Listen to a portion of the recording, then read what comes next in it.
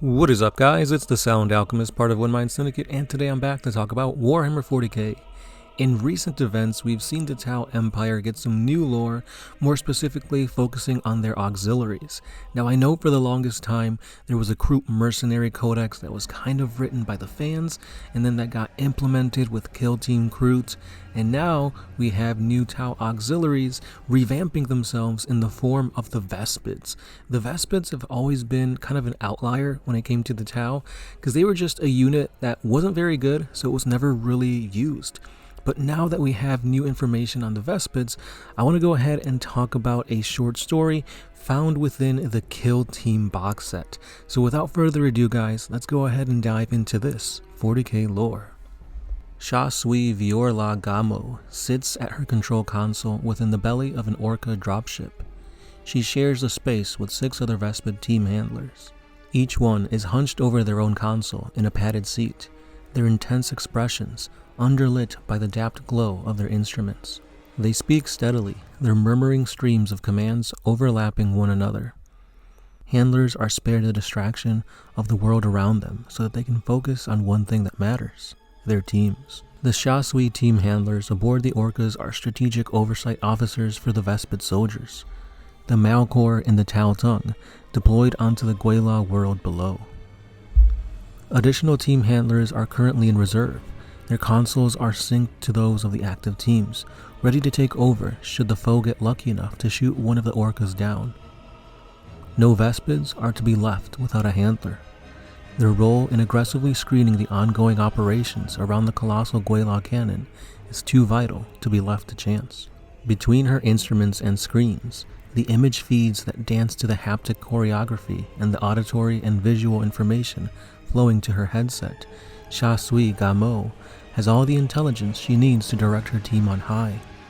Her training and subtle bionic implants enable her to process it all at the required speed.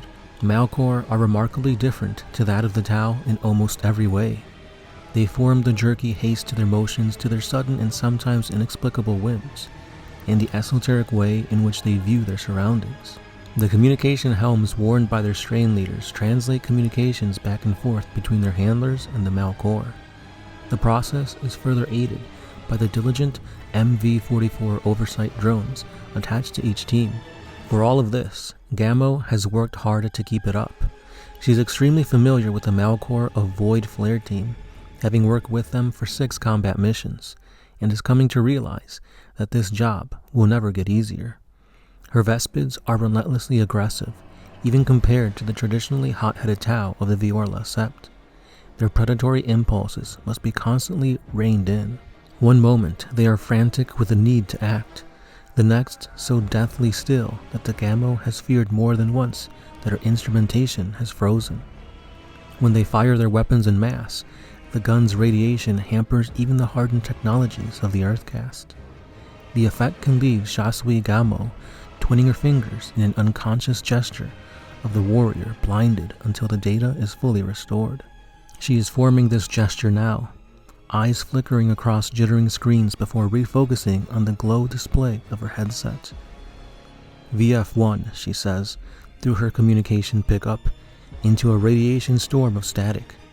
She hopes her words will carry down to the translation mechanisms of her strain leader's communication helm.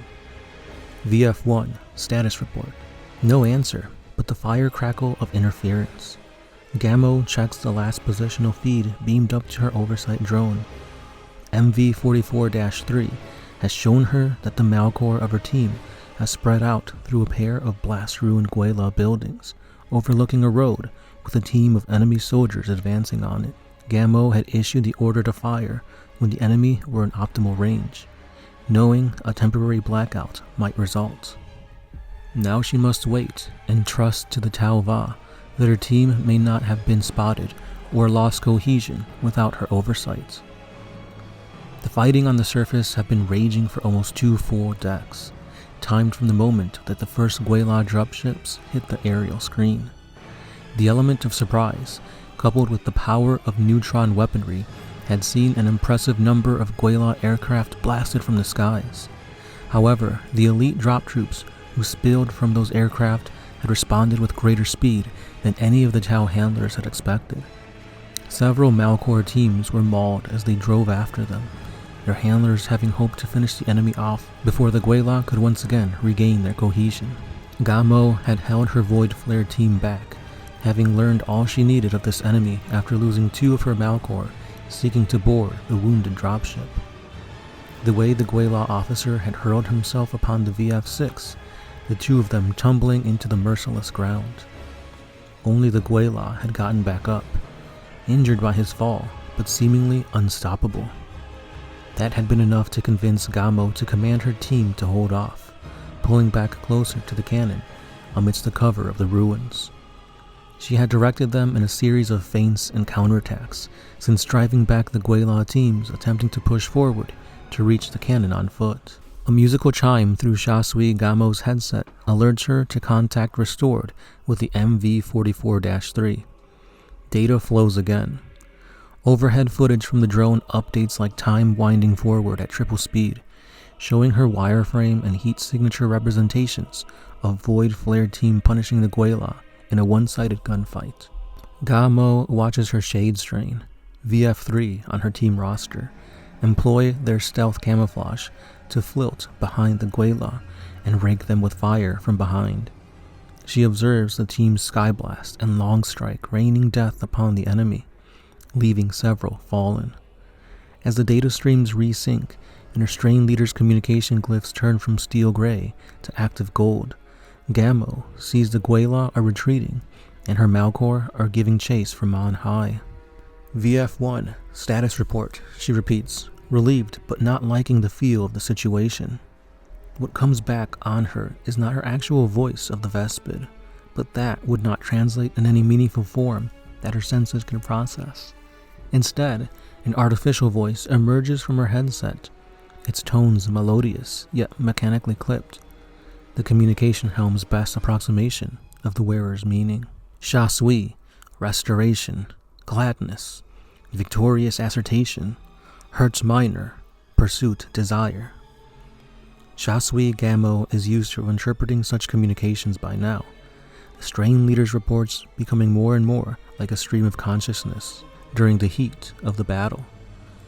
Caution, VF1, she responds.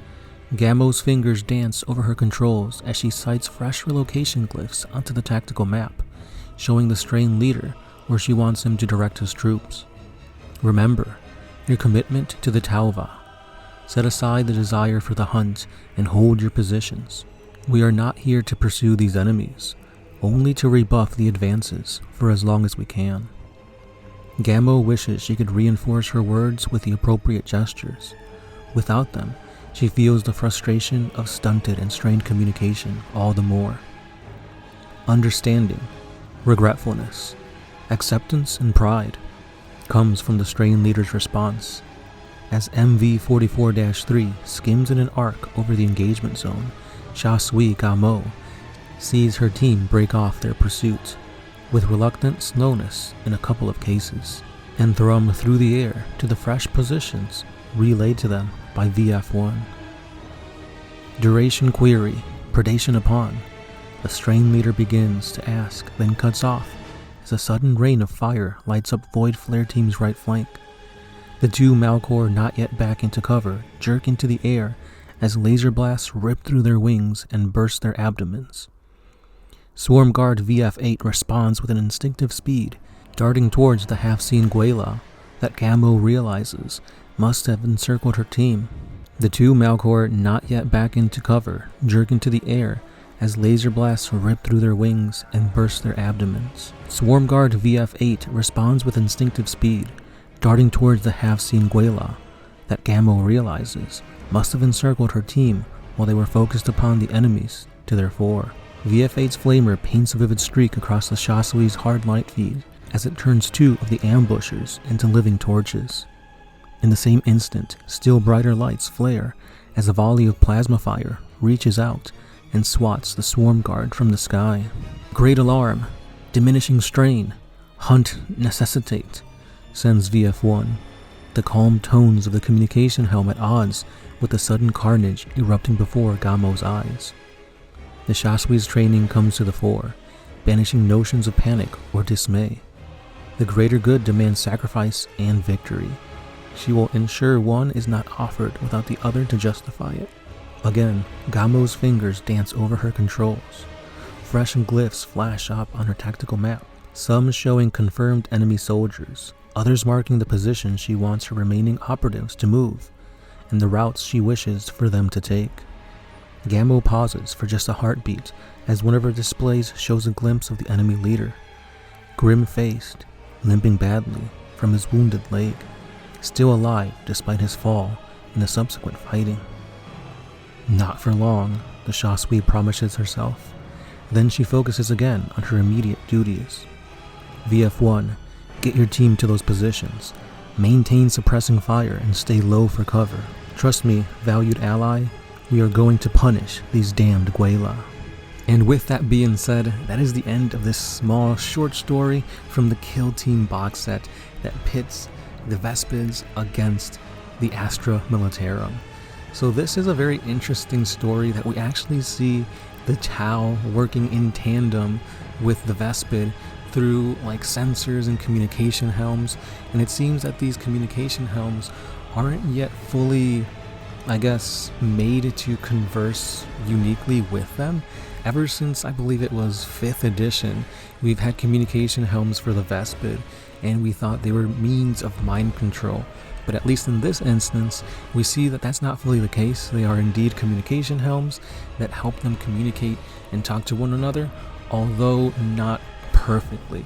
So since 5th edition to 10th edition, it seems that Tau haven't really improved their communication helms all that much, but still, the Vespids are a very tactically flexible army that aid the Tau in whatever they necessitate. So for example, instead of using drones or battlesuits, they're able to use the Vespid and their ability of flying and able to fire highly radiated weaponry at their enemies to great extent.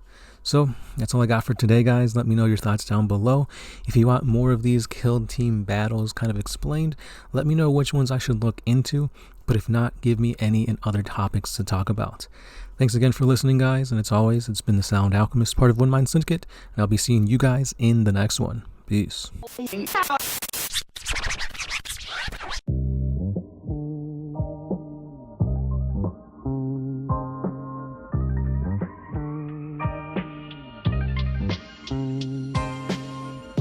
Oh, I did the